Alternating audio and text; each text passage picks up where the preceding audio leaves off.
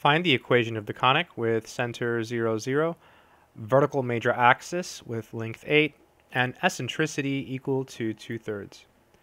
So before we find the equation of the conic, we have to figure out what equation, or rather what type of conic we're actually talking about. Here we're told that the eccentricity, which is denoted by E, is equal to 2/3.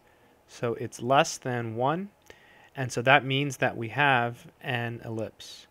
So whenever the eccentricity is less than 1, we have an ellipse. We're also told that the vertical axis is major. So the major axis, rather, is vertical. That tells us what equation to use. And also the center is 0, 0. So the equation for an ellipse with the major axis being vertical is x squared over b squared plus y squared over a squared equal to 1, and a is always bigger than b. If the major axis was horizontal, we would have the a under the x. Because it's vertical, the a is under the y, so the bigger number is under the y. Alright, now I think it's time to maybe draw a picture and start thinking about how to find a and b. So there's the y-axis, and there's the x-axis. And let's see, the center is 0, 0. And we're told that the major axis is vertical and the length is 8. So because it's vertical and this is the center, our ellipse is going to look something like this. And this distance here, this distance is going to be 8. So let me just indicate that by writing 8.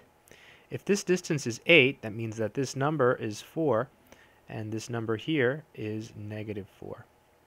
And so this is a. So a is equal to 4. So we have a, we just have to find b. In order to do that, we will use our eccentricity. E is equal to 2/3, and in an ellipse, this is actually also equal to c over a. And so a is 4, so we just replace a with 4. So 2 over 3 equals c over 4. And then cross multiply, so 4 times 2 is 8, and then 3 times c is 3c. And then solving for c, we end up with c equals 8/3. So we've made some progress, but we still haven't found b. Instead, we found c. So now what we'll do is use an equation that relates a, b, and c. So c squared is equal to a squared. And in an ellipse, there's a minus sign here. And how do I have that memorized? I just know it's the opposite. If there's a plus sign here, you put a minus sign here. If there's a minus sign here, you put a plus sign here. Minus b squared. And c is 8/3, so when we square the 8, we get 64. And when we square the 3, we get 9. And that's equal to a squared. Well, we know a is 4. So this is 16, because 4 squared is 16. And we don't know b, so we have minus b squared. Looks like it's going to get a little bit messy here. So we'll subtract 16 from both sides. So we end up with 64 over 9 minus the 16. And that's equal to minus b squared. Now to actually perform the subtraction here, we'll multiply this by 9 over 9. That way we have a common denominator. So 9 times 16 is 144. So this will be 64 over 9 minus 144 over 9 equals -b squared. Let me come over here.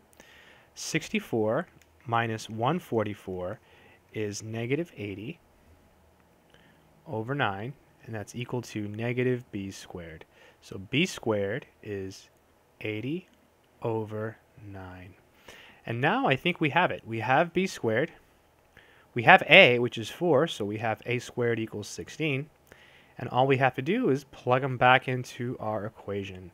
So we end up with x squared over b squared, and b squared was 80 over 9. And then plus y squared over a squared, so 16, and that's equal to 1. Let's go ahead and clean this up. When we divide by 80 over 9, we really multiply by the reciprocal. So this is 9x squared over 80 plus y squared over 16 equals 1. And that is the final answer.